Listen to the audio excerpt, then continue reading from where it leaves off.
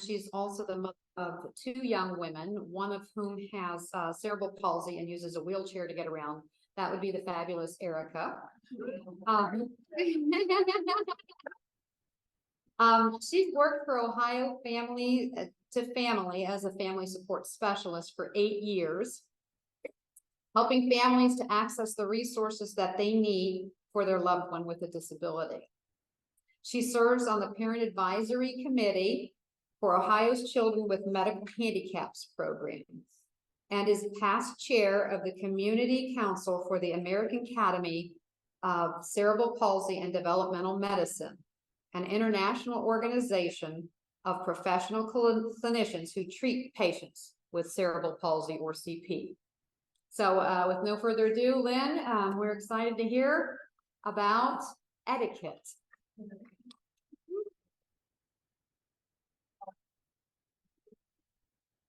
Okay, so why are we talking about etiquette? One reason why it's an important piece of this whole disability awareness topic is because typically if you talk to a well-meaning, well-intentioned person and talk to them about maybe why they're hesitant to become involved with programs or services that involve people with disabilities, oftentimes what you'll hear from them is, I just don't know what to say. I'm afraid I'll say something wrong. I'm afraid I'll offend. You know, I just am not sure I'm comfortable. And so a big piece of that is of knowing what to say, all right, and being comfortable that you're not going to offend is the etiquette piece. So that's the last educational session that we decided to work on. And gosh, when we were talking about this in July and how it was all going to play out, November seemed like a really far away thing, didn't it? But here we are, oh my gosh, in November. So thank you for coming tonight. When I sat down and started making a list of things that I would want to cover about disability etiquette, and Minda gave me some ideas, and I had this list and I started looking around, and lo and behold, I found online on YouTube for all to see this really great video that was produced by Opportunities for Ohioans with Disabilities, or OOD. And I thought, okay, they covered all the bases that I had in mind and then some. So I'm not going to reinvent the wheel. I'm just going to share this video with all of you because it really, I think, touches upon the important points. And there are some handouts that go along with it, and we have those here for you tonight. And so after we watch this video together, we'll talk about it for a little bit, and then we'll share these handouts, and that'll foster a little bit of discussion amongst us this evening. The video, I'm having Tony started a few minutes in the beginning. The gentleman who's narrating introduces himself, and he talks for a while about OOD, Opportunities for Ohioans with Disabilities. I can tell you in 1 minute what he would say, and that is, it's a statewide agency that the mission is to help people with disabilities find a job. That's basically the gist of it. People of all ages from like 14 to 94, there's no limit, can open a case with OOD if they have a disability, and the disability is creating barriers for them to find employment and to earn a living. Then OOD can open a case and they can help you find a job. So throughout, you may hear some things that they're saying from sort of an employer perspective, right? Because they're helping employers know what to do, what not to do, what to say, what not to say around employees with a disability. But it applies everywhere. So let's see here. Yep. That's about it. There's a couple things in the intro that we've already covered in our previous sessions about what is a disability and what are some different types of disabilities. So we're going to skip over that and start with this piece, and we'll get into the etiquette. It's about 15 to 20 minutes, and then after that, we'll chat about what we saw.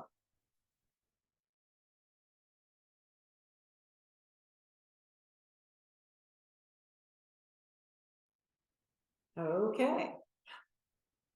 So like I said, that pretty much hit the highlights of everything that came to my mind of what we needed to consider as far as etiquette when you're trying to interact with a person with a disability. Does anyone have any questions about anything that he talked about in there or that you would want to discuss further?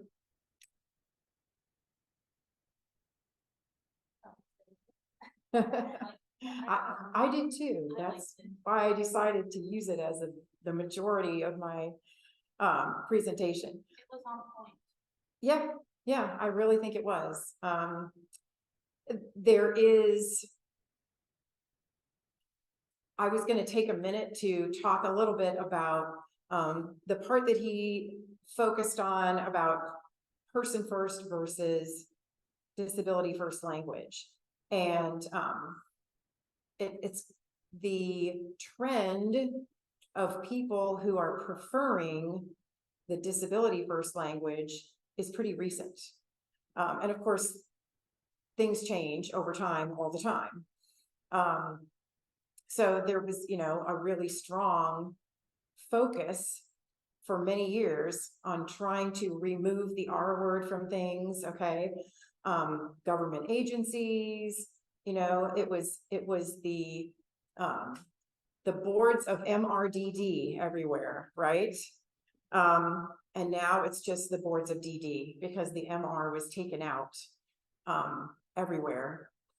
And so person first, there's even a whole organization whose mission is to promote person first language and acceptance. And then along comes folks who are like, you know what, like he said, their thinking is my disability is nothing to be ashamed about. It doesn't define me, but it's an important part of who I am, and I wouldn't choose to be any different from the way I am. And so I'm proud of being a part of the deaf community or the blind community or the autistic community, and they choose to identify that way. And so I've been in like social media forums and pages where people get a little bit testy about person first versus disability first language. And, they'll have these long posts about, I'm not ashamed of who I am and call me autistic. So, and then inevitably someone will say, okay, we will call you autistic, but don't tell every other person with autism in the world that they need to identify with their disability first. So it's a conversation to be had. But like he said, when in doubt, ask the person how they prefer to be acknowledged. Something else that I wanted to pull out from what he presented, he talked about language barriers and not to be afraid to ask someone to repeat themselves if you didn't understand what they said, or if someone doesn't understand what you say, think of another way to explain it in different terms or possibly to simplify it so that they can understand it more easily. And I was going to say that I think possibly the communication barrier is one of the most common barriers to interacting with a person, to getting to know a person. But it's kind of a cycle upon itself, right? Because the better you get to know someone, the more easier they are to understand the way they're communicating. So I know for people like Erica, she communicates verbally, but not everyone always understands what she's saying. But it doesn't take too long of getting to know her and being around her before you understand the way she talks. A speech therapist who worked with her many years ago gave me a little list of like an exercise to do. And she said, if if she's trying and trying and trying to tell you something in this one word, she keeps saying over and over and over again, and you just don't understand what she's saying, ask her some questions. Ask her, what's the first letter in the word that you're saying? What's a category that the word fits into? Or can you describe it for me?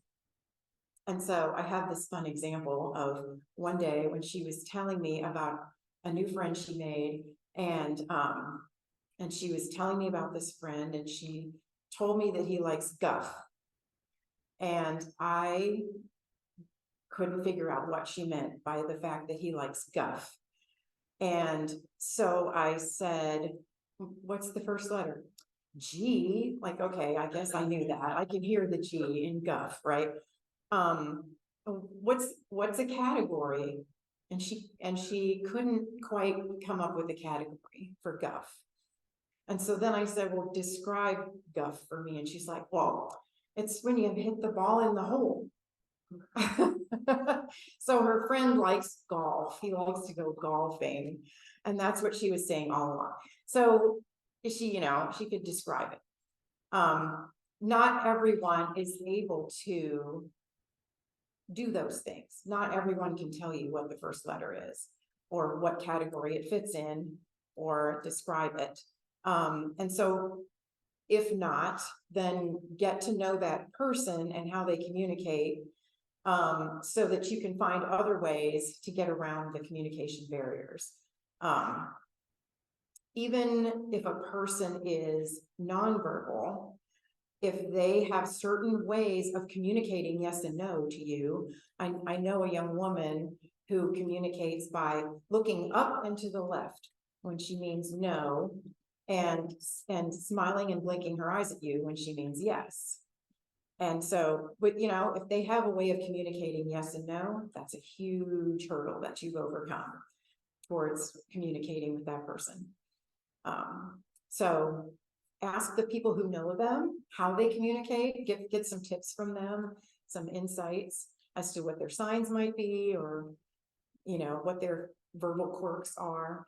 And then just spend time with the person, and the more you get to know them, the more easy they will be to understand. Okay, any other topics for discussion that you want to bring up before we move on to our break? Okay. There's some cheese and crackers and snacks back there, and water in the cooler, and some dishes of water, coffee. Okay, well, let's reconvene. We'll wrap up our presentation tonight. The handouts that you received during the break basically summarize what you heard in the video. And so this one is sort of a standalone one-pager, just a quick summary of what is the disability, how can it affect a person, and then 4 simple rules for disability etiquette. And then this other one is a multi-page, and it has on there people first versus identity first,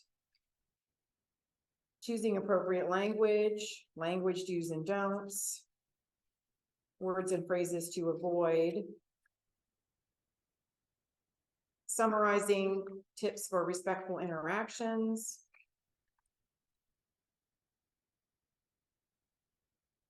and at the end, some OOD resources. So I think we stapled them together. oh, okay, all right. There you go, that's fine. So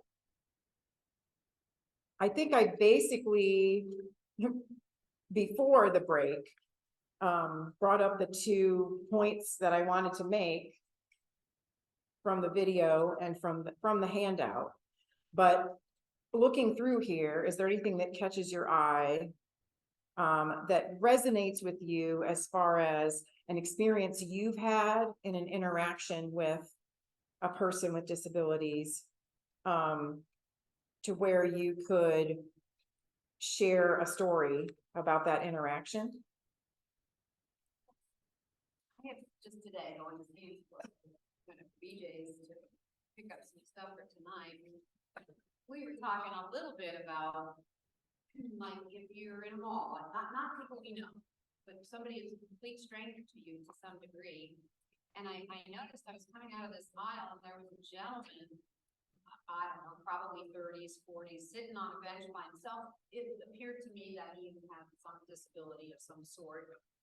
And he was just sitting there. I'm assuming whoever he was with put him there and say, stay there, don't go anywhere while I, went around and did the shopping.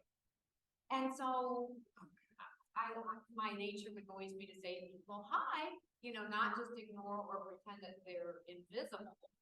And so I did that, and he kind of looked at me and, did one of those, and I just went on my way. But then I thought, oh gosh, is that an okay thing to do? Because what if his caregiver said, don't talk to anybody, you know what I mean? And It's never not okay to say hi. Well, I didn't trust, but it was the other side of the coin, and I'm like, well, when you don't know somebody, and I can feel for people in the room, you're like, well, how do you do that if you don't know the person? And I think that it's more of a challenge, and yeah, you second guess yourself, I guess. Yep, there's actually a whole program and curriculum that has been developed for use in schools, and the program is called Just Say Hi, and it's built around the fact that the only way to get beyond the barriers and to get past discomfort around a person with a disability is to get to know them, and the first step is just to say hi. So the curriculum has been developed so that any school that wants to implement it, it's available at different levels. So for primary or secondary or middle school kids or high school kids, they can acquire it at any level and use it with any grade level of kids, so that they can develop that inclusiveness. And of course, kids today are miles ahead of kids from years past. When I was in school, if I had a friend like Erica, they would have gone to a different school. They would not have gone to my school. And over time, we've now gotten to the point where there are very few, there are still some segregated schools. If a family feels like the services and the therapies and support at a particular school for autism, or a particular school for persons with physical or intellectual disabilities would be the best for them, it's still available out there, but there are way, way fewer of them than there used to be, because most families today opt to have their child included in a regular school with typical students. And for the most part, that is doable. It is doable. So, yeah. I was also saying earlier that we have one of the campers who people start communicating first. And I finally found out that we gave them yes or no choices. He would make a sound for the choice or we gave him choices.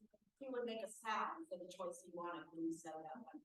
And then we're lucky, his girlfriend and my daughter, the part of the lessons, are special needs teachers, and they make visual visual aids. So for the helpers that don't know them as well, they can show them visual aids, and most of them can point to what they want or what they need, and then that helps us communicate too. Yep. Yep. Those kinds of communication tools that have been used for a long, long time. Everywhere from low tech, print out cards with pictures on them, and to the super high tech augmentative and assistive communication devices that have to be programmed and learned how to use and everything else. But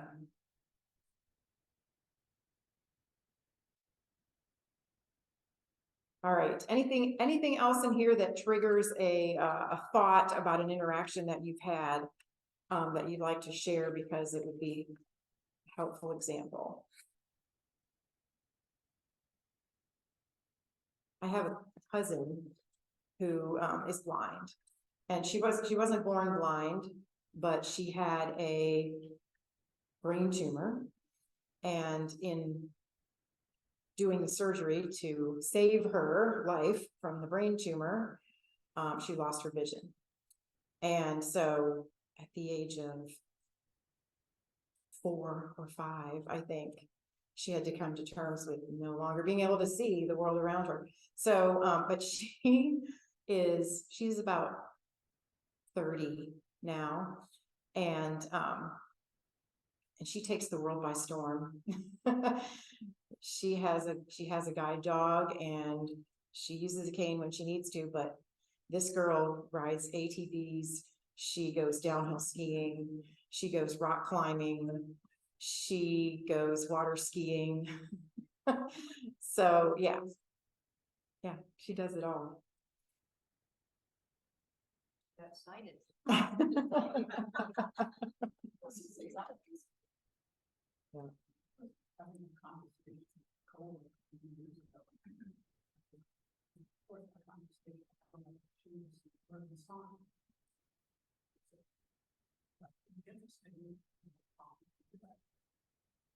Well, I went Thanksgiving, wife and the family, and one of the children was deaf. And she saw another person. Wow, that's kind of unusual.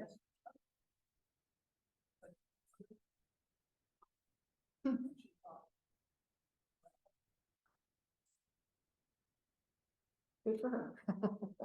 That's actually, because one of our cousin's kids, and she has a implant, which she can sometimes she doesn't come out, or when she has it out, she can hear. And she's like, her family's like that too. Her parents never learned anything. I know a little bit. She loves when you speak sign language, but even if she can hear you, if you speak the sign language, she loves it. So Yeah. How would you think? she does. Dan and I and she goes, share. It's kind of good. She just learned the same thing out.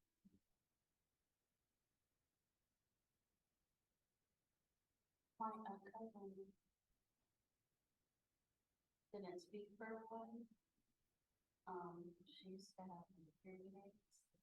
Now she doesn't. She speaks like really good. Understand. So she's found her way, the way that she wants to interpret the world. My alter ego is a speech pathologist, so I did that in 37 years.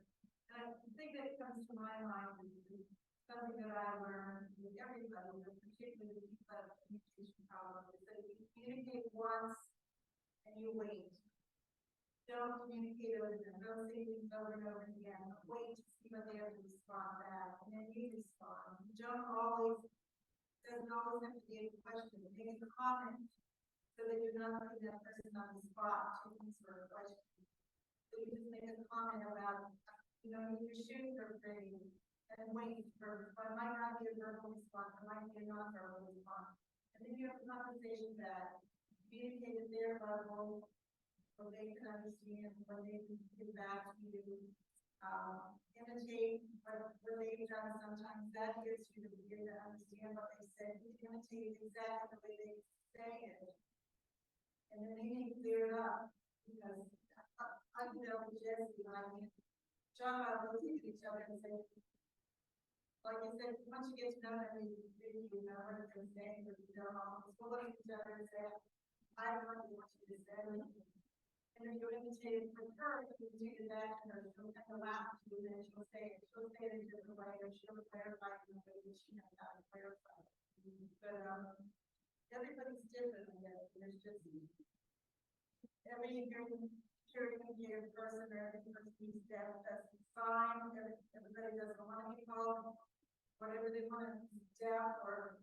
I feel like I've also learned that it will change, given 5 years, and what everybody wants to be called is something different. We've got to change the social connotation and what we put out there. It can't be a negative, what we're calling today, that is like turning to something negative in 5 years, and then we'll change the word. If the word doesn't matter, if we don't change our attitude, and we don't change how we think about it, we're gonna go on tonight and changing the word. And the word then will become, it's a nice word today, and somebody's gonna be calling somebody names like, I mean, retarded wasn't always bad. So people started calling them, even the person with autism would say, people think I'm retarded, well. So you say that's political, then I'm devastated, you know, so we just need to change our social thinking about people and not always change the thinking stuff like I'm sort of so boxing. It's just people and then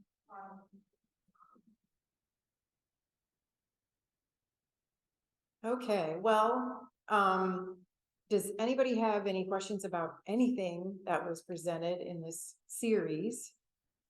Or anything that you'd like to talk about? Yes. Question, I think for a few longer, I was watching the news and we really have little ticker tape thing that runs across the bottom. I usually read that rather than listen to what's on it, but so I was reading that and it said coding bus. And great news for people with autism, and they have new technology to make their transportation easy.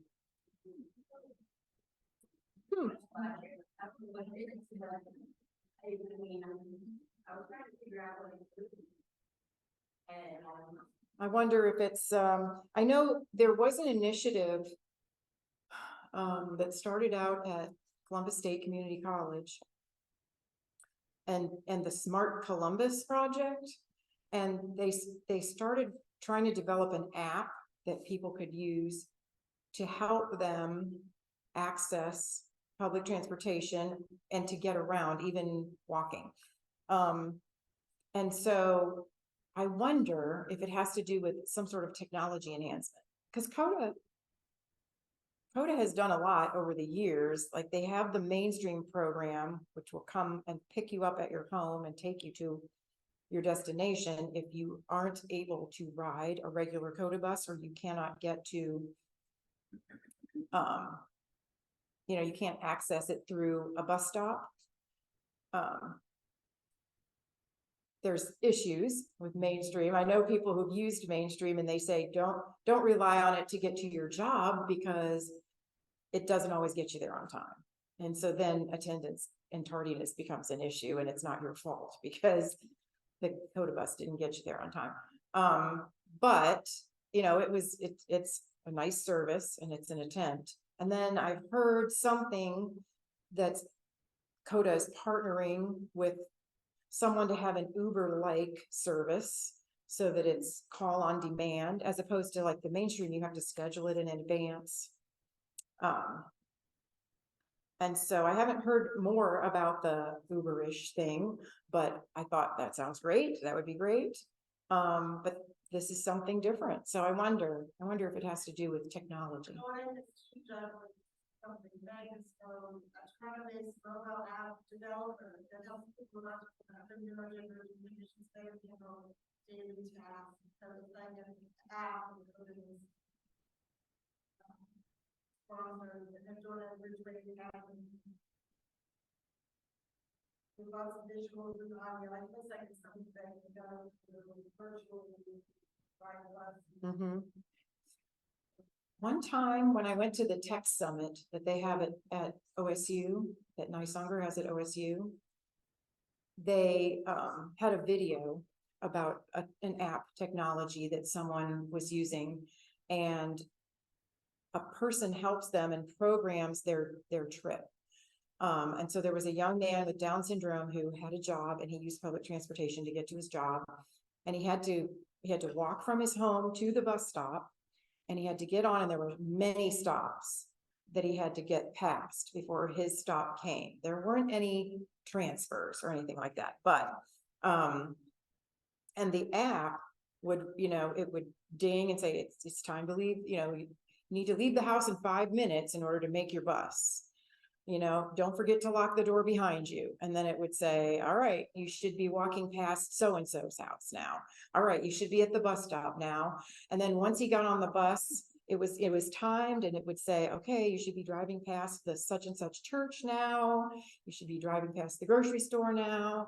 Your stop should be coming up. Like it prompted the person all along the way, until they got to where he was going.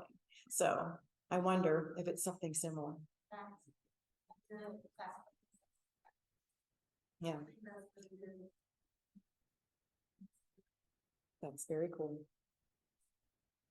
I'm curious if there's anything you or any others have seen in church specifically, like worship, service, Sunday school, good or bad experiences with kids, adults with disability. I am impressed by the fact that members of peace don't seem to be taken aback by certain things that, like, I know people with disabilities who have come to events and to Bible school and to worship, and for whatever reason, they may need certain self-stimulating behaviors and whatnot. And I observe them doing those, and I don't see anyone rebuking them or looking at them like they're crazy or in any way, not, rejecting them or not welcoming them because that they're doing that. And that always warms my heart. It makes me think, yay, peace. Thank you for making this a welcoming space for this person. Even though this is what they need to be doing in order to be processing the sensory input that's, coming at them right now. So I know for Erica, when she was small, she had a really hard time with the contemporary service because she has a hard time with like sounds over the mic, like, she would be sitting there and the whole time people would be getting up on the stage and getting ready, and getting their instruments ready and everything. She was just like this, waiting for the first time somebody was going to walk up to the microphone and start talking. Like that initial sound coming through the speakers would make her jump so much. And the music itself was really loud. I remember Jeff and myself walking around the contemporary space, the Connection Center one time, like after the service had just started, trying to find the spot where it was the least loud, right? Like, what's the quietest spot in this room? That's where we're going to sit because it won't overwhelm her. And we did for a while, I think, bring headphones for her when we were coming to the contemporary service. That's something that she overcame with time. Like, we used to take headphones to fireworks displays and things like that. The thing that would get her the most was like the sound of an air brake, like a school bus coming to the stop in front of your house. Or we would go to carnivals and they had those rides that would go whoosh, whoosh, whoosh, like as they're spinning around. Oh, she could have nothing to do. We had to get away from those because she would just jump every time. And and she wanted to go to basketball games in middle school and watch friends that she had grown up with play basketball. And that buzzer and the whistle and even the squeaky sneakers on the floor, like she couldn't stay. Like, we didn't even make it halfway through the game. She's like, Mom, I gotta go. I can't do this. So yeah, not a basketball fan for all the sensory input reasons, but she can go to the football game. It's outside. But yeah, over time, she got to where we would go to a fireworks display and she would just take the headphones off and she'd be like, I don't need those anymore. So I think there are congregations that have specific sensory permanent services. that Take all of them into account. Mhm. You're all welcome, but to intentionally do something, that's just, that's reason why. It's all about the person who's coming and what they need in order to participate. So when we first came here, I remember going to Pastor Kai and saying, isn't there any way we can get an elevator in this place? She can't get into the basement. And he said, we've looked at that. We've looked at it and looked at it and looked at it. And structurally, it's just not, it's not an easy thing to do. Like, well, what stairwell are we going to give up that the fire code wouldn't be violated and all different things. But it wasn't the only way. Like, so what they did was they said, okay, Erica's in first grade this year. The first grade Sunday school class meets on this floor. Whatever grade she was in, that class met on this floor. They didn't meet in the basement. And that was an accommodation for her so that she could come to Sunday school and be included. And it worked. So, and then when she got to be in middle school, she wasn't getting as much out of the Sunday school programming that was kind of happening. And so, no, I can't think of her name now, but the Sunday school teacher that she used to have when she was younger was still teaching the kindergarten Sunday school class. And she said, why doesn't Erica come and be a helper for me? And so she did, and she loved it. She loved, she would give her all the papers and the kids would file past her and she would hand them a paper. And she got recognized at the end of the Sunday school year for being an assistant teacher. And she was getting actually a lot out of the kindergarten lesson that was being shared every week. So it was another great accommodation. That's what we're talking about again, because she wants to, something where they can sit home and live things for the parents and stuff. And the first 2 hours, or the first hour is set aside for children who have sensory issues. So it's not as crowded and not as loud, and they can go through and see what they want to see before the whole crowd. Yeah, very nice. I'm curious, it's easy to, I shouldn't say easy, it's great and wonderful to accommodate kids. When you have adults doing some of the very same behaviors that you saw kids doing, I don't think people are as understanding. What would you say? What was accommodating? They were that person to be excluded more. They just at least that's kind of if it's behavior in there, you become more uncomfortable with that behavior from the job into the coach. One of the only practices. So I think that's kind of more what this is about, is how do we do that same thing to the kids, the adults. That's kind of That's what I found on which the adults. yeah. And kids is all the adults. And you do a wide variety of challenges and behaviors, and family size.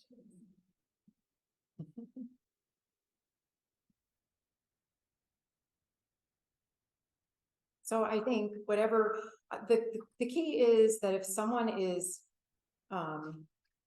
looking at joining the faith community here and wondering about whether they'll fit in and whether their needs could be accommodated, I hope that they would ask about it. This is what I say to families.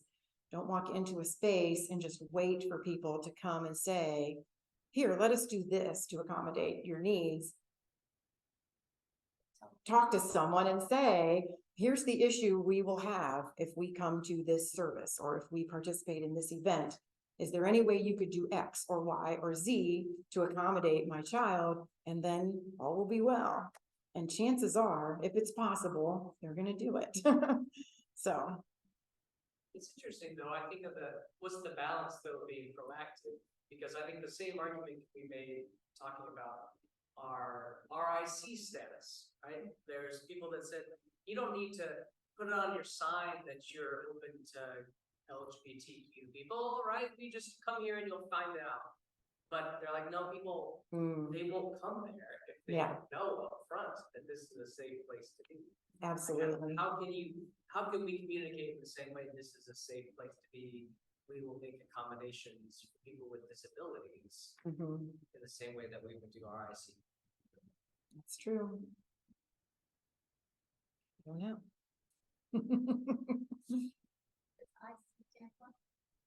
So RIC is reconciling with Christ. And RIC. Yeah, and it's basically, we are an open and accepting community to LGBT, basically. There's some other things, but that's. I just saw a conversation on a Gehanna Facebook page where somebody asked, okay, what churches in Gehanna will actually be accepting and inclusive of us? And more people on the thread said peace than any other place. I don't know if I'm pretty sure we are the only one in Gehanna that you can come and get married as a gay person. Yeah, yeah. We're the only. Quite possible. But in terms of openness to the community of adults with disabilities, I mean, helping the connections with like what we're gonna be doing in the next experience. I mean, I would think that some of the organizations in our community, because, we don't hear from Cleveland, people aren't from here, so it's, whatever's in our community, once those organizations are aware of us and our interests, I would think that would promote them saying, hey, I have this family and they're looking for a faith community. And I think a key thing is, how do we get from, hey, here's this Bible study that we have for people with disabilities, to, hey, we want you to be a member of this community. And if what you want to do is hand out programs at the service, great. And if what you want to do is join the men's Bible study, great. And if what you want to do is, like, how do we get beyond, we have this programming specifically for you, to inclusion, which means we're going to accommodate you to participate in our faith community in whatever way you are able and willing and desiring. That's the key. So. Yes. There's also another, I have this car, and there's this kid who is totally 100% ADHD. But he knows how to work the system. But, because he obviously had a problem, I think he gets away with a lot. So last year, we kind of let him get away with some things we shouldn't have. And he was all over for 5 seconds and boom, on board, and he started going all the way. But this year, when we set some ground rules and then we expect him to obey them, things have gotten a whole lot better. He still is trying to challenge, but yet it's not pretty obvious yet. He can sit for more than 5 minutes. He can sit for like 15 minutes in his own little square window. But that's another thing. People with disabilities, sometimes they work with the system. And so getting to know the person, like you said, helps out a lot on situations like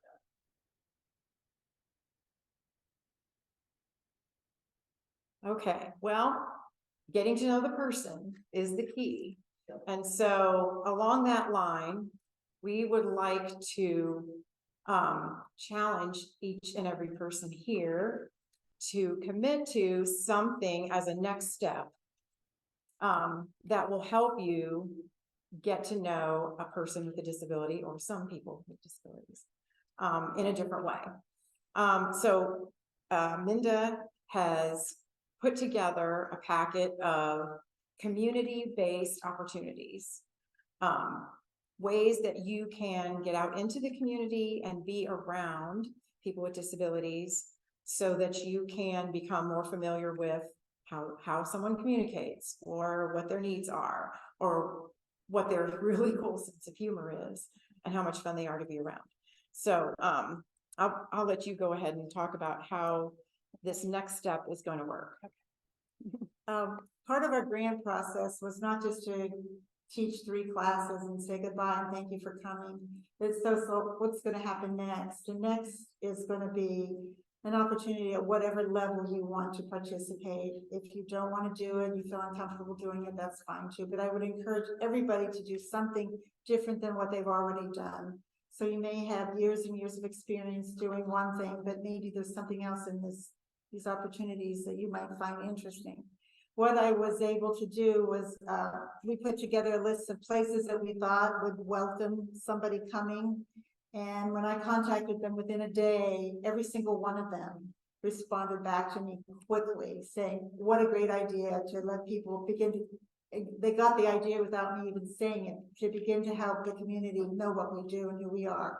And when we're talking here about what then can happen, several of the places also said, well, how can some of our participants in our program volunteer in your organization? So that was kind of what you're headed towards, Tony, I think, is where's that intentionality of how can people come here and be involved in this faith community, because they don't always want to hand down. They want us to do work with them and not for them. And so that's really what our grant is also about, is saying how can we do ministry and how can we do relationship building with people with disabilities and not always for them. So hopefully this is going to be a two-way street. So what I wanted to do was go through each of these opportunities kind of quickly. If you want to jot notes, when we're done going through these, you're going to have the opportunity to sign up right now if you want to. And then what I'll do, or Cindy and I will do, is connect you with the contact person at that place, and you can set up specifics about what you want to do. Some places have told us they have a specific activity for us to participate in, and others have, here's what we do, come whenever you can schedule it. So we'll start with the special education at Gahanna Public Schools, and Cheryl, maybe Tiffany did you know what Tiffany had suggested for us? No. Never mind, she's no help. I don't know. I talked to her today. She suggested that one of the activities that they do as a group, this is the classroom at the high school of 15. Well, there are 3 classes. Okay. 3 classes are 30 minutes. Okay.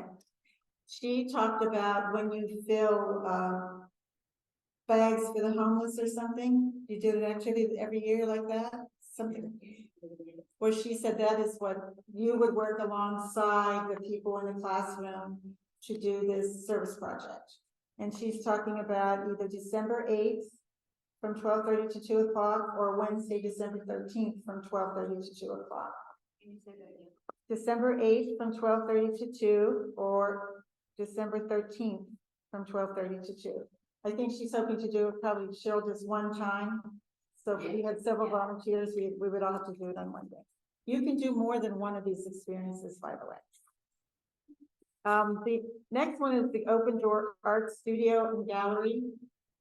This is an art day program for adults with disabilities that will blow you away. That level of the art is phenomenal. I mean, I would, yes.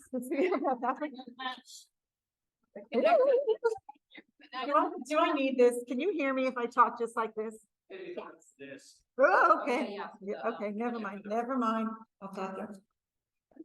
But I mean, there's all levels of art there, from scribbles to amazing pieces of art. They were excited about having somebody come there. They would give you a tour, and then you would spend some time there with the artists and see what it is that they do. And again, they're there from Monday, Friday, 10:30 to 3:30.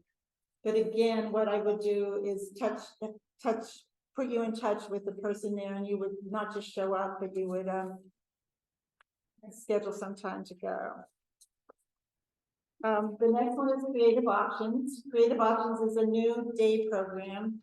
Adults with disabilities have a myriad of opportunities in Franklin County for day programming opportunities, and Open Door is one of them, for all kinds of varieties. If they all have their own kind of little niche and what they want to do. Creative Options, and Cheryl can help me with this too, but they're a newer program here in Gahanna. They're just beginning to ramp up. My daughter Jessie had a look at it today. It's just an opportunity to go and spend some time in a day program to have fun. It's just really, today they had, music therapy, they had their lunch, they planned the day, they worked on a yearbook, they worked on planning money. Other days they go out into the community and do things, or they go bowl, just a whole myriad of things. Some of them will go out during the day for job opportunities or. Basically, the community that really people that like to do that and can do that. Some people require more care, don't do it well in the community, and then they're back in-house, but they still have community opportunities once or twice a week. Today, just watching music therapy with the group was just an insight into every single one of them, and watching the woman that did it gives you so many ideas of how to relate and have a good time with people with adults with disabilities. So that one I would have to put you, because they're new, if you wanted to try that out, I would just put you in touch with the director there, and she would organize a day and time for you to come and do that. It's all during the day, Monday through Friday. Dreams on Horseback is a therapeutic, a lot of different things, but the thing we would be interested in is therapeutic riding. It's here in Gahanna.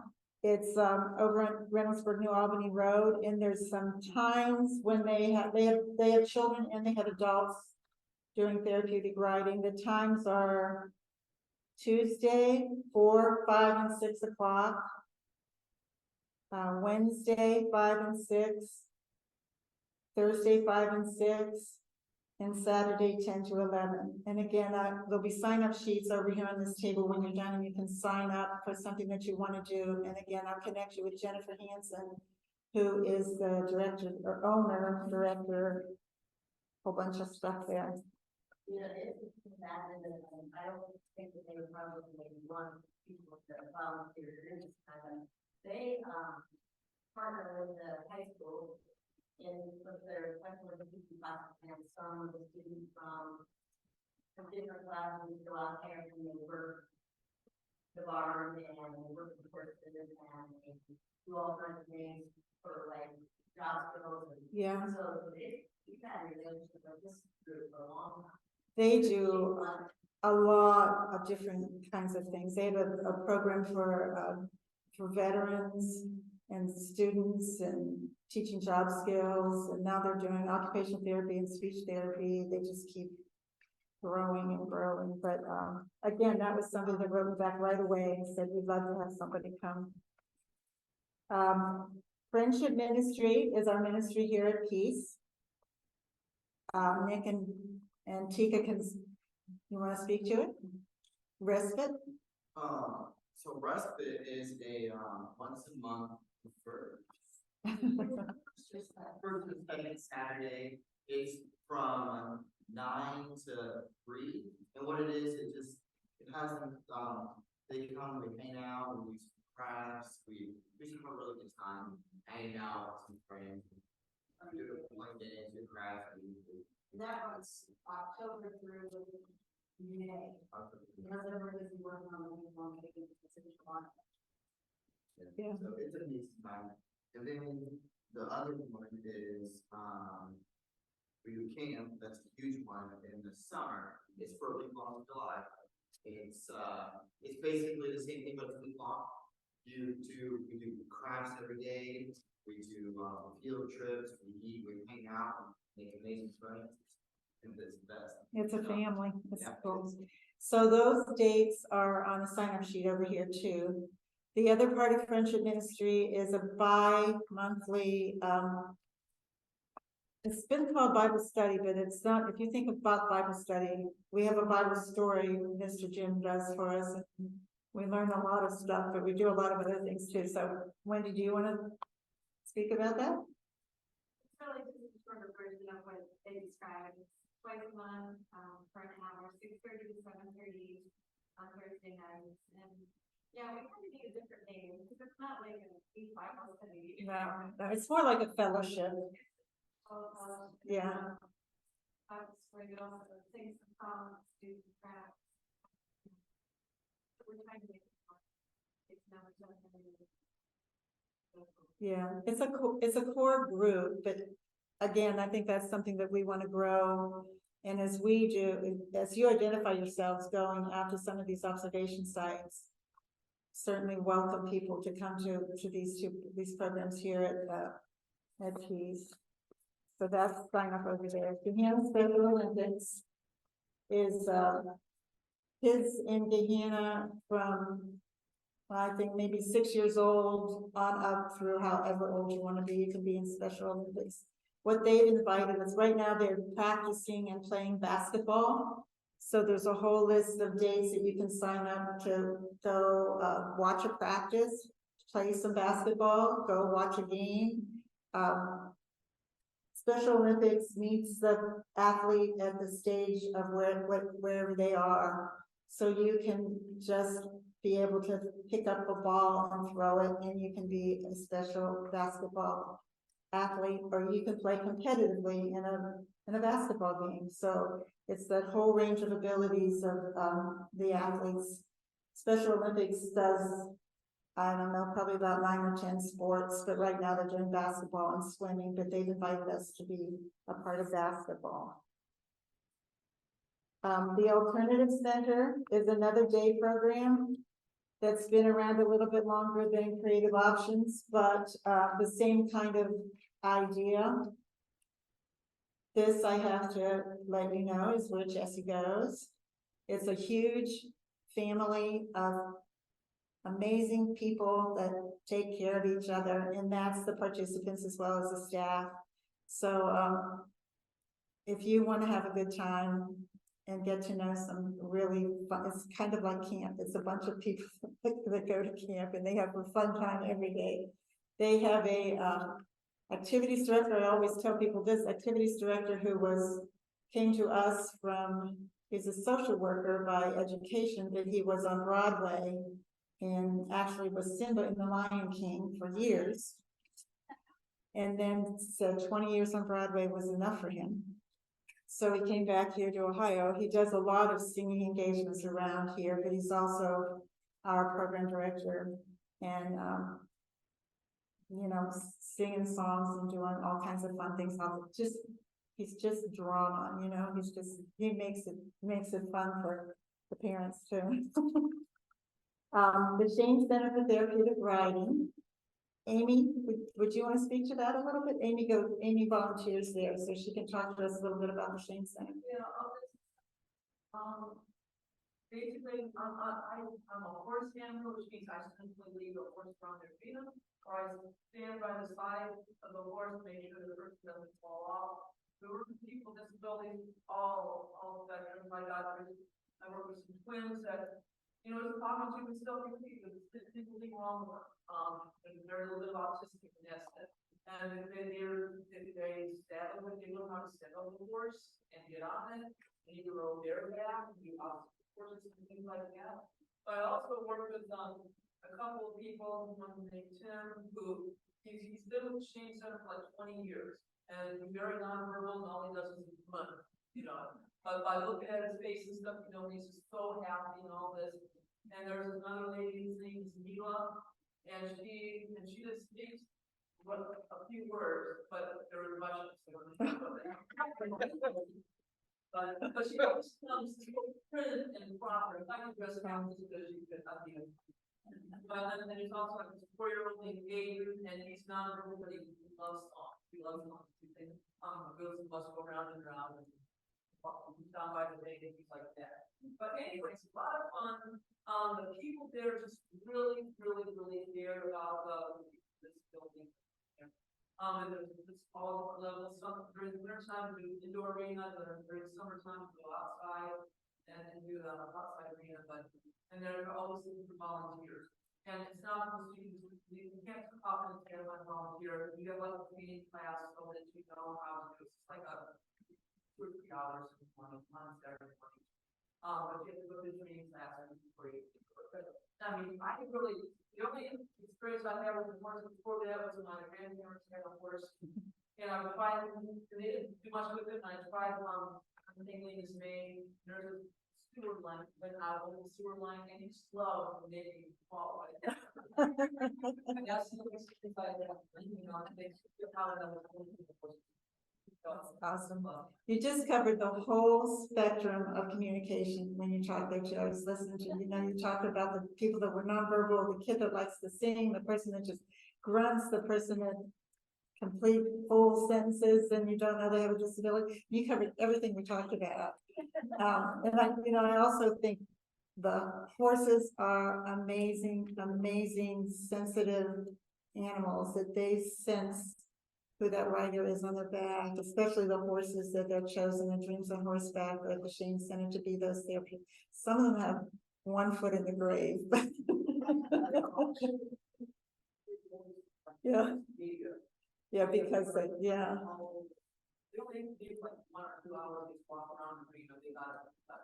And they become, those horses become, they develop a relationship. So again, you know, self-disclosure, Jesse has ridden there for 20 years, but horses to me are brown and black and white. And so there's 4 brown horses, but she knows the name of every single one of them. She has a relationship, she loves them. She has a relationship with all of those amazing animals. And so I would encourage you, if you haven't done it, that's something you haven't done, to go and check out Dreams on Horseback at the Shane Center.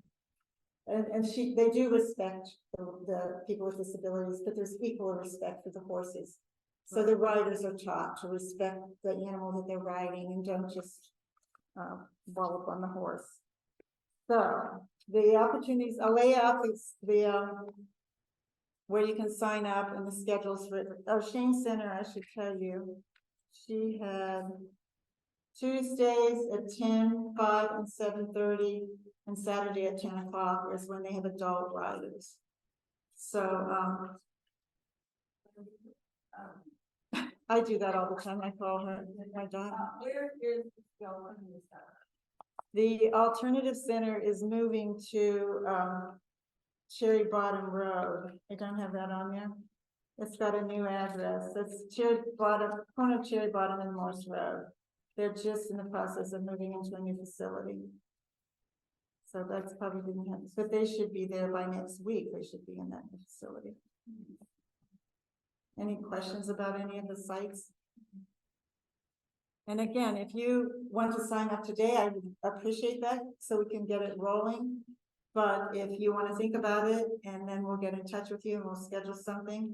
The other question that arose when Cindy and Lynn and I were talking is if after you all have done your experiences sometime in early spring, if we want to all get back together again and talk about where you went and get some feedback. Because the final thing in this grant is to actually say, what am I going to do now?